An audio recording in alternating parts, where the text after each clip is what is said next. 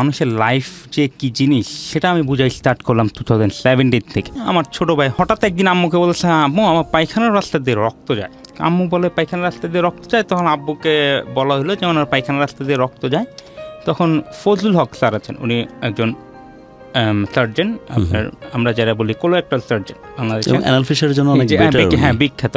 ওনার কাছে যখন রক্ত যায় তখন আমার বাবাকে বলা হইলো মার্চ এপ্রিল মাসে একদিন নিয়ে যেতে।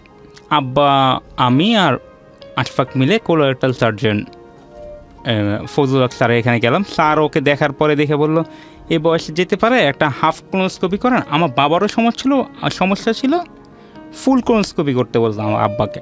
আব্বা তার ফুল কোলোনোস্কোপি করলো, আমি আশফাকের কোলোনোস্কোপি করার নিয়মটা দেখে আশফাক একটু ভীতু। আশফাক এরকম যে একটু ভীতু প্রকৃতি, যে কোনো এক্সামিনেশনে তোর ফোবিয়া। হ্যাঁ ফোবিয়া, তার কিছু ভীতু প্রকৃতি। তখন সে বলল যে আমি পরে করবো কোলোনোস্কোপি। এর বাই দিচ্তাম সে রক্ত যায় দেখে তার ফ্রেন্ডের মা আছে হোমিওপ্যাথিক ডাক্তার। বাই দিচ্তাম ও কী করলো, ওর ফ্রেন্ডের মা বললো যে তুমি হোমিওপ্যাথিক ওষুধ খাও, তোমার রক্ত পাওয়া চলে যাবে। ও মে জুন জুলাই পর্যন্ত এই হোমিওপ্যাথিক ওষুধ খায়। ওষুধটা খেলেই ওর ব্লাড যায় না, কিন্তু ওষুধ না খেলে ওর ব্লাড যাওয়া স্টার্ট হয়। বাই দিস টাইম ও সেপ্টেম্বরে জুলাই মাসে এসে হঠাৎ আম্মাকে বলে এবার যদি তোমরা আমাকে ট্রিটমেন্ট না করো তাহলে আমি এবার ঈদ করতে ব্রাউনবাড়িয়া যাব না। আমরা আবার 2 ঈদের ভিতরে এক ঈদ ব্রাউনবাড়িয়াতে করি, কোরবানি ঈদ করি। সেপ্টেম্বরে হইলো আপনার কোরবানি ঈদ, তার আগে হইলো ও এই কথা বলে যে আম্মা আমাকে আপনার করতে হবে, আমার ব্লাড যাচ্ছে, এটা তো হোমিওপ্যাথিক ওষুধ খেলে যায় না, যায় ও চাপা স্বভাবের। আমরা আছে না অসুখ যেটা হয়েছে বলি না, ও একটু চাপা স্বভাবের। ও ওভাবে করে নিজেকে, যখন আম্মা ওকে বলল যে এই ট্রিটমেন্ট না করলে যাবে না, তখন আম্মা খুব সিরিয়াসলি নিল। ও জুলাইয়ের লাস্টের দিকে বলাতে আম্মা বলল যে আগস্টের লাস্টের দিকে বলাতে আম্মা বলল সেপ্টেম্বরের 1-2 তারিখে ঈদ, আমরা ঈদের পর এসে 3-4 তারিখে তোমার টেস্ট করবো। যেটাই করো না করো, তুমি যদি এবার আমার কথা না দাও যে আমার কোলোনোস্কোপি করবা। আম্মা হঠাৎ অবাক হয়ে গেল, ওর ভিতরে এত সাহস এসে বললো কোলোনোস্কোপি করার। ঠিক আছে, ঈদের 2 দিন পরে আমরা কোলোনোস্কোপি করার ব্যাপারে তো ওর আগ্রহ ছিল না, যেখানে সে নিজে থেকে বলছে। তার মানে ওর ওইটা সিভিরিটিটা নিজে টের পাচ্ছে, কিন্তু চাপা স্বভাবের কারণে বলতে চায় না। হ্যাঁ, ওই হোমিওপ্যাথিক ওষুধ খেলে থাকে না এমনিয়া। আব্বাকে এভাবে করে বড় হইলো সেপ্টেম্বরের আগে, জুলাইয়ের লাস্টের দিকে। আব্বা বলল আচ্ছা ঠিক আছে, তাহলে আমি 4 তারিখে টিকিট, সেপ্টেম্বরের 3-4 তারিখে 4 তারিখে টিকিট কেটে ফেলি। তাহলে সেই 4 তারিখে বাই দিস টাইম ফজলুল হক স্যারের থেকে 4 তারিখে অ্যাপয়েন্টমেন্টও নেওয়া হয়ে গেছে। ঈদের আগে অ্যাপয়েন্টমেন্ট, 4 তারিখেই।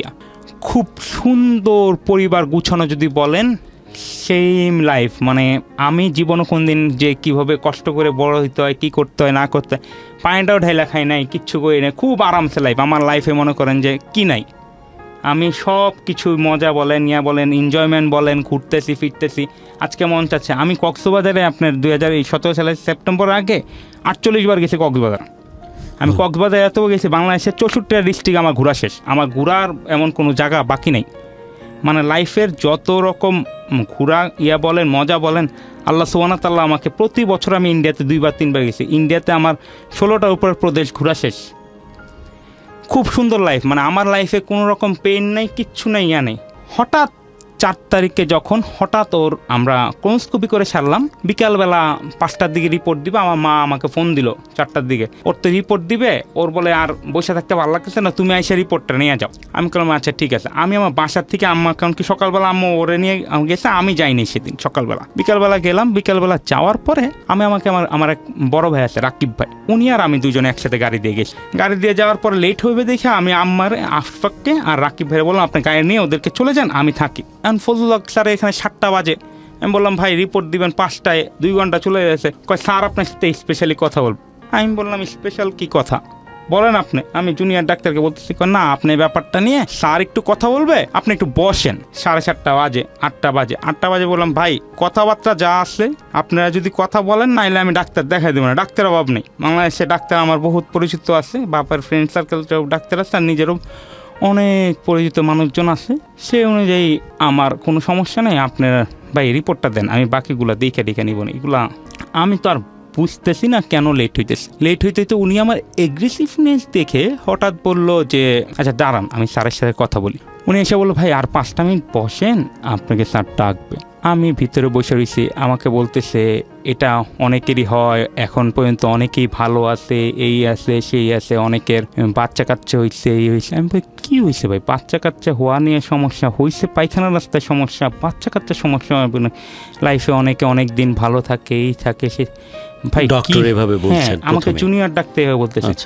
আমি জিজ্ঞেস করলাম ভাই কি হয়েছে এটা তোমাকে বলবেন? উনি বলতে স্যার আপনাকে এক্সপ্লেন করবে, এটা নিয়ে ভয় পাবেন না, কিছু পাবেন না। আমি ভাই ভয় পাবো না, ব্যাপারটা তো আমাকে একটু ভেঙে বলবেন কি হয়েছে। উনি বলতে স্যার বলতেছে আপনাকে। আমি বললাম তাইলে ভাই স্যার আপনি তাহলে হ্যাঁ স্যারই বলুক। আমি খুব টেনশনে পড়ে ভাই দিচ্ছি, আমি এর ভিতরে খুলে রাকিব ভাইরে ফোন দিতে, ভাই ওনারা তো এই টাইপের কথা বলতেছে, এই অবস্থা। আম্মা আমাকে বারবার ফোন দিই, কিরে 3 ঘন্টা হয়ে গেছে তুই বারবার কিছু রিপোর্ট নিয়ে আসতেছিস না কেন, কী বলছে ডাক্তার? আমি আম্মা এখন পর্যন্ত আমাকে ডাকে নাই, ফজলুল হক স্যার বলে ডাকবে। কথা বলতে বলতে আমার স্পষ্ট মনে আছে আমাকে হঠাৎ স্যার ডাকলো। আমি ওনার চেম্বারে ঢুকলাম, আমি সালাম দিলাম, সালাম আলাইকুম। আমি ছোটোবেলার থেকে ওনার গল্প শুনতে শুনতে বড় হয়েছি, জাপান গার্ডেন। হ্যাঁ, আমার ঢুকানো হওয়ার পরে বলে যে আশফাকের লিস্ট কে হয়? আমি বললাম আমার ছোটো ভাই হয়, আমার 5 বছরের ছোটো আমার ছোটো ভাই। বলে যে আপনার ফ্যামিলিতে পায়খানা রাস্তায় সমস্যা, ক্যান্সার কার্ড ছিল। আমি বললাম ক্যান্সার কার্ড ছিল মানে? আপনার ফ্যামিলিতে কারোর কি ক্যান্সার ছিল নাকি?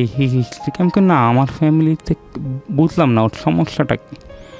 আমাকে বলতেছে যে ক্যান্সার ও এই টাইপের হয়, এই টাইপের অপারেশন আমরা করে থাকি, এটা যে কী হয় আমরা পায়খানা রাস্তা বের করি। আমি বললাম স্যার সমস্যাটা কোন জায়গাটা, এটাকে আমাকে যদি আপনি একটু এক্সপ্লেন। আমরা এক্সপেকটেশন করতেছি যে টিস্যুটা কাটছি এটা ক্যান্সারের মতো লাগতেছে, তোমাকে এটা শিওর হওয়ার জন্য আনোয়ারাতে ওই বায়োপসিটা করাইতে হবে। পপুলারের পাশে 2 নম্বর পপুলার পাশে আনোয়ারাতে বায়োপসি করা লাগবে। এটা আমি এখন পর্যন্ত 10,000 উপর অপারেশন করছি, এমনও হাজার অপারেশন করছি, এমন ছেলেমেয়েরা। ওটা আমার এখানে কস্ট হলো 5-6 লাখ টাকা। উনি যখন 5-6 লাখ টাকা কস্ট বলতেছে, মানে ক্যান্সার বলছে, ক্যান্সার শুনছি, কারণ কি আমার যে বড় ভাই আছে রাকিব ভাই নিয়েছে, ওনার নানার ছিল, ওনাকে আমরা আলহামদুলিল্লাহ ভালো করে সুস্থ করে ফেলছি, উনি সুস্থ। আমিও গায়ে নিইনি, ক্যান্সার শুনলাম, ক্যান্সার বলছে, কিন্তু মন খারাপ হয়ে গেছে। আমি তো বললাম ক্যান্সার এই বয়সে কেন, এটা তো বলে এখনও তো শিওর হয়ে বলা যাচ্ছে না, তুমি বায়োপসি রিপোর্টটা তুমি আনোয়ারাতে করাও। আমাকে যখন সে বললো biopsy A pi this time আমি ফোন দিলাম, আমার এক ফ্রেন্ড আছে সাব্বির, ওকে ফোন ডিটেল খোঁজ খবর নেওয়ার জন্য। হ্যাঁ, ডিটেল খোঁজ খবর নেওয়ার জন্য, যে আনোয়ারাতে বললো যে পপুলারে আগে এমপ্লয় ছিল, ও এখন আনোয়ার খুলছে, তুই ওখানে টেস্ট দে। আমি বাই দিস টাইম টেস্ট করতে গেলাম।